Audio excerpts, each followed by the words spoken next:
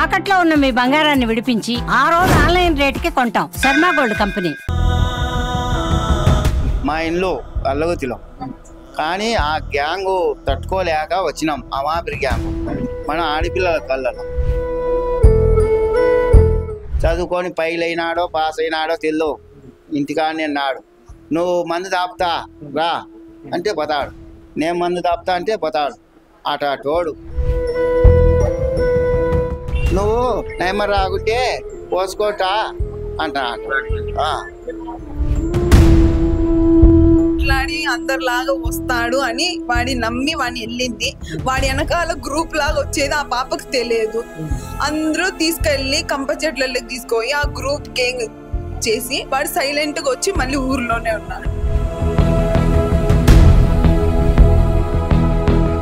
మాకు వాళ్లను మా పిల్ల శవం ముందర మాకు ఎన్కౌంటర్ చేస్తారా? మాకు న్యాయం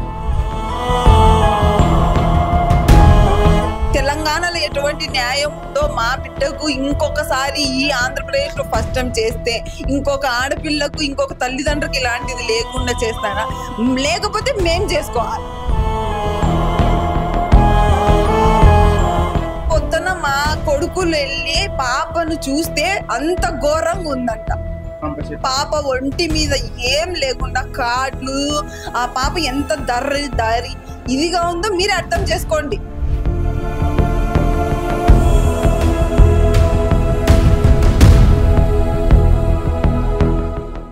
జమ్మలమడుగు గండికోటలో జరిగినటువంటి అత్యంత దారుణ సంఘటన నేపథ్యంలో వారి తల్లిదండ్రులందరూ కూడా వైష్ణవి తల్లిదండ్రులు కన్నీరు మున్నీరు అవుతున్నారు. అల్లారు ముద్దుగా పెంచుకున్నటువంటి తమ ఇంటి బంగారు తల్లిని లోకేష్ అనే యువకుడు చిదిమేశాడు. చివరికి ప్రాణాలు తీసిన పరిస్థితి కనిపిస్తుంది. మనతో పాటు వైష్ణవి తండ్రి ఉన్నాడు. అన్న, ఏం జరిగింది మొదటి నుంచి కూడా? ఎందుకు ఇంత దారుణానికి ఒడిగట్టాడు?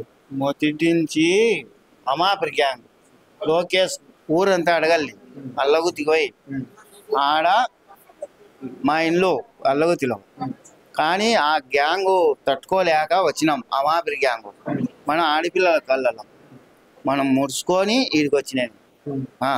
వచ్చినా కానీ ఇడిచిపెట్టలే. ఇక్కడికి వచ్చి మీరు ఎన్ని రోజులు అవుతుంది? దాదాపు ఒక 5 నెలలు 5 నెలలు అయింది. పైన వేసుకొని ఆ తాతగా వీళ్ళు బాడీకి ఇచ్చినా మేము పోం నా ఆడిపోవాలంటే పైన 4 లక్షలు పెట్టి పైన వేసుకున్నా. దీంట్లో పైన వేసుకొని పైన అన్నాం. వీళ్ళు ఖాళీ చేస్తే కిందికి వచ్చినాం. అది ఖాళీ పెట్టుకుని పోనీ 4 లక్షలు. అసలు వాడు ఎవడు, ఎలా పరిచయం అయింది మీ అమ్మాయికి? ఎలా అమాపిరి గ్యాంగ్ మా సందున నీళ్ళు మోటార్ సైకిళ్ళు పోతారు. ఇంకా ఇట్నే కాదు, ఇట్లా చూసి ఊరంతా అడగాలి. నేను చెప్పేది కాదు, ఊరంతా. ఏం పని చేస్తాడు అతను? వాడు అమాపిరి ఏం పని చేయడు, చదువుకున్నాడు. చదువుకొని పైలైనాడో పాస్ అయినాడో తెల్లో ఇంటికాడనే అన్నాడు. నువ్వు మందు తాపుతా రా అంటే పోతాడు, నేను మందు తాపుతా అంటే పోతాడు. అటోడు ఫస్ట్ మీ అమ్మాయి జోలికి వస్తున్నాడని ఫస్ట్ మీకు ఎప్పుడు తెలిసింది విషయం? మాకు ఫస్ట్ లోనే ఒక 10 రోజులకి తెలిసింది. తెలిసి ఏదమ్మా అంటే నానా నేను అటు కాదు అని చేసి నాకు మా కూతురు అలాంటి కాదు ఎప్పుడే కానీ నా ట్రబుల్ వచ్చి అడుగని చేసి చెప్పింది ఊళ్ళో అని వచ్చినాం. వద్దుమ్మా చేయంత వద్దు, నేను ఏదన్నా నీ ట్రబుల్ ఉంటే నేను చచ్చినట్టే అని పొట్టు వేయించుకున్నాను అని ఇక్కడికి వచ్చినాం. బాగున్నాం. ఈ నడవన వచ్చనా రౌండ్ నువ్వు నైమర్ రాకుంటే పోసుకోటా అంటా. మీ అమ్మాయిని ఎట్లా కన్సల్ట్ అవుతారు? ఫోన్ ఉందా మీ అమ్మాయి దగ్గర? ఫోన్ ఉంది కానీ మా అమ్మాయి ఫోన్ తీసుకునేది వచ్చినాక మేము నువ్వు తీసుకునే చూసినంతసేపు వాళ్ళమ్మ నిన్ను కాయలు పెట్టే అన్ని చూసాం ఏం చూసింది అని. ఏం ట్రబుల్ సెల్లులోంచి వీడికి వచ్చినాంచి అప్పుడు తెలియదు. వీడికి వచ్చినాంచి ఫోన్లో ఎవరికి ఏం రెస్పాన్స్ లేదు. మరి ఇట్లా కాలేజీ పోయేటప్పుడు వెంట పడతాడా? కనిపెట్టుకుని ఉండే ఇక్కడ రాడు, అక్కడనే అమాపిరి గ్యాంగ్. నువ్వు ఏడునేది నేను అమాపిరి కదా, నువ్వు ఏడనే తెలుసుకుంటానా లేదా? అట్లా తెలుసుకున్నాడు. మా ఊరు పాప వచ్చాది బంగాల్లో పిల్ల అవన్నీ అమ్మాయి వారినో ఎట్టెట్టునో మొత్తం తెలుసుకున్నాడు. తెలుసుకున్నాడు. ఫస్ట్ వార్నింగ్ ఇచ్చినాం. వార్నింగ్ ఇచ్చి మా కొడుకులు దాన్లు బాగా, కానీ లెక్క చేయలే. వాడు తిన్నాడు సన్నం, అంత సన్నం శక్తి, కానీ ఇసివేటలే. లాస్ట్కు నిన్న జరిగింది సార్. నిన్న ఏం చెప్పి ఎన్ని గంటలకు వెళ్ళింది అమ్మాయి ఇంటి నుంచి బయటికి? వెళ్ళింది. అదో బాబు వాడు సైకిల్లో పోతాడు గీతాంజలి, ఈ పాప కాలేజీకి పోతాడు. వాళ్ళమ్మ డాక్రా నిన్న మీటింగు, నిన్న ఒక్కరోజు అల్లగుతికి పోవాలి మెయిన్ డాక్రాలో. నేను పోతున్నా మీ ఇద్దరు పొల్లి అని క్యారీలు. మామూలుగా అయితే తొడకచ్చన్నాడు మా పెద్ద కొడుకు. చెన్నై పోయినాడు కాలేజీ గంటగా చదువు కోసం. ఆదివారం పోయినాడు, నిన్న రాలే. నిన్న ట్రబుల్ ఇచ్చింది మాకు లేని నాన్న, అందుకు నడిచిపోయింది క్యారీ పెట్టుకొని. ఇంకా ఎంత దూరం పోయిందో నమ్మి తీసుకొని కొంతసేపు మాట్లాడి అందరిలాగా వస్తాడు అని వాడి నమ్మి వాడిని వెళ్ళింది. వాడి వెనకాల గ్రూప్ లాగా వచ్చేది ఆ పాపకు తెలియదు. అందరూ తీసుకెళ్లి కంప చెట్లకి తీసుకొని ఆ గ్రూప్ గేంగ్ చేసి వాడు సైలెంట్ గా వచ్చి మళ్ళీ ఊర్లోనే ఉన్నాడు. అంతే.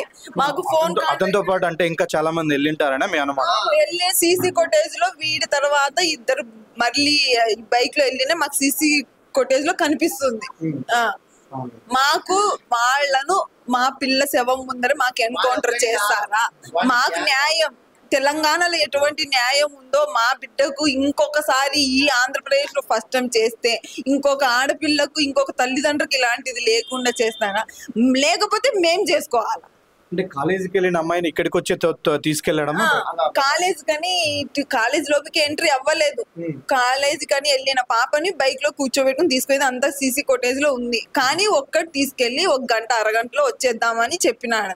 కానీ ఈ వెనకాల ఈ అబ్బాయిలు ఇలా పొద్దున 10-10:30కి ఇది జరిగింది అని ఇన్ఫర్మేషన్ వచ్చింది. అది ఎంత మార్కు నిజమో మాకు తెలియదు. మీరు ఎన్ని గంటలకు పోలీసులకు ఫిర్యాదు చేశారు? సాయంకాలము 5:30-6 చేసుకున్నాం. వాళ్ళు ఫోన్ చేసింటేనే మాకు తెలిసింది, లేకపోతే మాకు తెలియదు. కంప్లైంట్ ఇచ్చా. అబ్బాయిని పిలిపించాడు.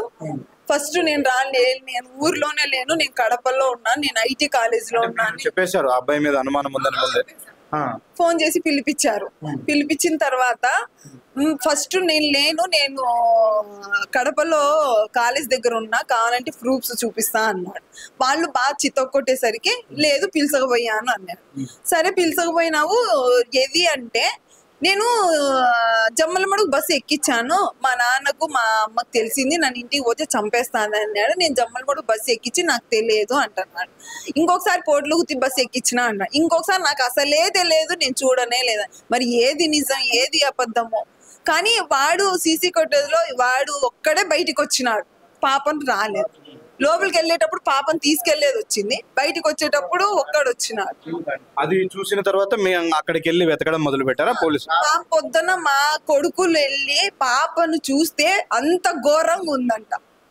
పాప ఒంటి మీద ఏం లేకుండా కాట్లు, ఆ పాప ఎంత దారి ఇదిగా ఉందో మీరు అర్థం చేసుకోండి. అది ఒకరు ఇద్దరు చేసినది కాదని చెప్తున్నారు. ఆ పాప సూసైడ్ కాదు, చేసి చంపేసినారు. మాకు ఎటువంటి న్యాయం కావాలంటే మాకు వాళ్ళని ఎన్కౌంటర్, నా కూతురు శవం ముందరే వాళ్ళ శవాలు ఉండాలి. ఇప్పుడు ఆ అబ్బాయితో పాటు తిరిగి ఇంకా గ్యాంగ్ కు సంబంధించి ఎవరైనా మీకు తెలిసిన వాళ్ళు ఉన్నారమ్మా? మాకు తెలియదు సార్, ఇంకా వాడు చెప్తేనే గానీ. ఇంతకు ముందు మేము 1-2 వానికి వార్నింగ్ ఇవ్వడం వాడు మనసులో పెట్టుకొని చేశాడో ఏమో తెలియదు. అయితే ప్రీ ప్లాన్ గా చేసినాడు. మళ్ళీ అవకాశం రాదు, మా అన్న లేడు మా అమ్మ లేదని ఆ అమ్మాయి చెప్పింది. ఏదో ప్రేమను అదే ప్రేమను ఇంకొకటో చెప్పిండు, అమ్మాయి కూడా నమ్మింది. అసలు ఇప్పుడు చంపాలన్న ఆలోచన ఎందుకు వచ్చి ఉంటది అతనికి?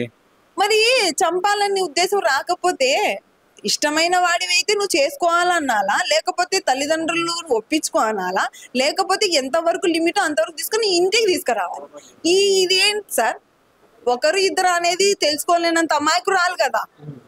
చూసే వాళ్ళకన్నా పాప ఎంత ఇదిగా ఉంటే అంత చెప్తున్నారు, మీరే అర్థం చేసుకోండి. ఒంటి మీద ఏమీ లేవంట.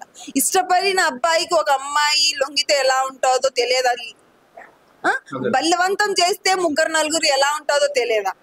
మీరే చేయాలి, మీరే తేడా చెప్పాలి. ఇప్పుడు జరిగిన తర్వాతే చంపేసింటారు అనేది మీ అనుమానం? అది ఇంకా వాళ్ళు చెప్పాలి, మాకు తెలియదు. ఇంకా ఆ పోస్ట్ మార్టం రిపోర్ట్స్ ఏమొస్తాయో మాకు తెలియదు, ఏ టైమింగ్ అనేది మాకు తెలియదు. ఇంకా వాళ్ళు చెప్పిన దాన్ని బట్టించి కానీ మాకైతే న్యాయం జరగాలి. అన్న, మీరు గతంలో మీ అమ్మాయి వెంటబడుతున్నప్పుడు ఏమన్నా పోలీసులకు చెప్పడం కానీ ఇట్లా మా అమ్మాయి మేమే ఎంక్వైరీ ఇచ్చినాం, ఏంది ఇట చేస్తున్నావు అంటే లేదన్నా నేను అటోని కాదన్నా, నాకు తెలియదన్నా అని తప్పించుకున్నాడు. కానీ అమ్మాయి మాట్లాడకపోతే నేను చెయ్యి కోసుకు ఎందుకు మాట్లాడుతున్నావు, మళ్ళీ ఎందుకు కంటిన్యూ చేస్తున్నా అని మేము అడిగితే నేను ఏం చెయ్యట్లేదు, వాడు ఎలా తెలుసుకుంటున్నాడు నెంబరు, నేను చెయ్యి కోసుకుంటాను, నేను చచ్చిపోతాను, నేను అది చేసుకుంటా, ఒక వారం మాట్లాడు, నా కూతుర్ని బెదిరింపు కాల్స్తో. మళ్ళీ ఇంకొకటి ఏంటంటే ఈ పాప చేసిన మెసేజ్, ఈ పాప చేసిన కాల్స్ చూపిస్తా బెదిరిస్తా వచ్చినాడు. వాడిటి మొత్తం డిలీట్ చేసి ఈ పాపని చూస్తా బెదిరిస్తా వచ్చినాడు. తన బిడ్డను కాపాడుకోవడం కోసం ఊరిని కూడా వదిలేసి బయట ఊర్లోకి వచ్చి సంతోషంగా బిడ్డలను చదివించుకుందామని ఆరాటపడినటువంటి తల్లిదండ్రులకు చివరకు ఆ నీచుడు లోకేష్ అనే వ్యక్తి కడుపుకోతనే మిగిల్చాడు.